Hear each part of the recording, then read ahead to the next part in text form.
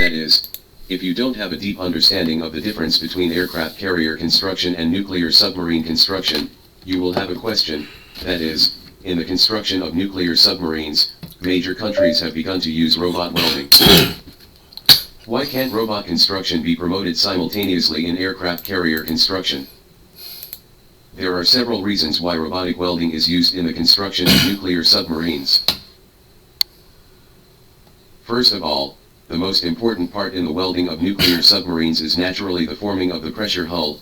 The pressure hull is mainly made of ultra-thick special alloy steel, which is first rolled into a barrel shape by a giant bending machine, and after each section is welded with longitudinal welds, after splicing the multi-section pressure-resistant shells horizontally, to form circular welding.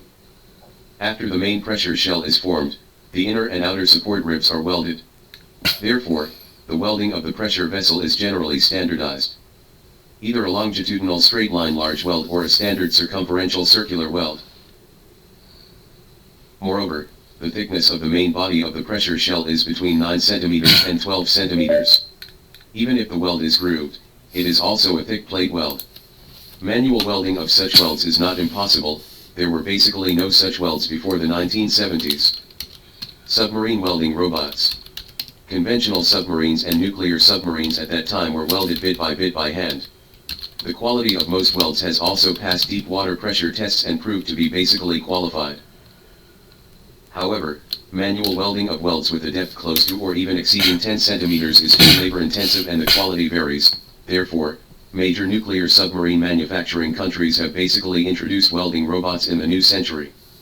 For the robot, the depth of the weld is irrelevant, and the construction of the deepest weld does not feel like a tiring word. Moreover, robot welding is especially suitable for welds with standardized shapes and relatively wide construction sites. The straight longitudinal welds and standardized circumferential welds of nuclear submarines are suitable for standard construction by welding robots from the inside and the outside. Not only the efficiency is high but also the welding quality can be ensured. In fact, for a nuclear submarine, even if it is nearly 20,000 tons. But the total amount of all the welds in the interior is actually not much. After all, a nuclear submarine can be divided into 7 or 8 cabins at most. If the forming welding of the main part is handed over to robots, there will be very few processes that require manual welding inside the submarine. But aircraft carriers are completely different.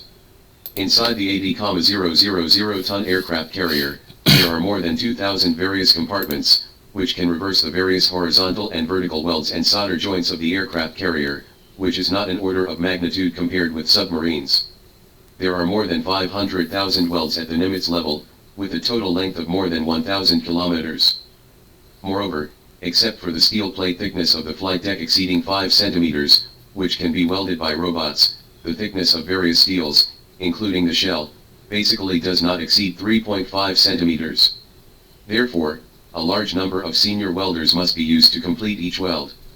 To put it bluntly, it is an absolutely labor-intensive technical work, and it is a work of conscience. Because many welds are always hidden after the aircraft carrier is formed. To build an 80,000-ton aircraft carrier in this way, if the shipyard that undertakes it does not have the ability to summon 20,000 or more senior welders at the same time.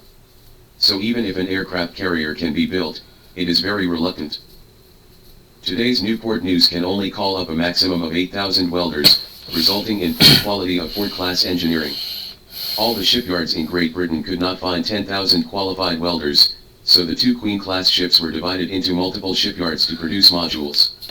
After they were finally assembled, it was found that the tolerance exceeded the standard and the water leaked seriously. It is said that when a certain super shipyard was assembling a certain platform, only 200 mobile toilets inside and outside the shipyard were installed, which shows that there are many workers involved at the same time. The Vikrant was launched 3 times, and a hidden benefit unknown to outsiders is that even the mobile toilet is saved.